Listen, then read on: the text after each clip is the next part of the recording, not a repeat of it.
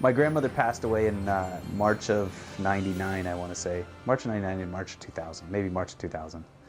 And my grandfather, I didn't know him very well, and nobody knew my grandfather very well. And so I called my grandpa and said, "What do you want to do? You know, what would you like to do now that you've lost your wife of almost 60 years? What do you want to do?" And he said he wanted to go see his ship that he served on. And I said, "Okay, let's go see your ship."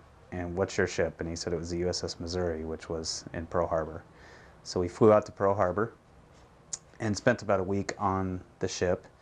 And I saw at that point, 80 some odd, early 80-year-old man turn into an 18-year-old man again, into a kid. And you know, the stories that came out, and the tears, and the camaraderie, and the you know, hanging out on Waikiki Beach with my grandfather. He ended up becoming a friend and not my grandfather anymore. And it was kind of a touching thing. Really was a very touching thing to me. And came back from Pearl Harbor, and my grandfather lives in Los Angeles, and I lived in the Bay Area, San Francisco Bay Area.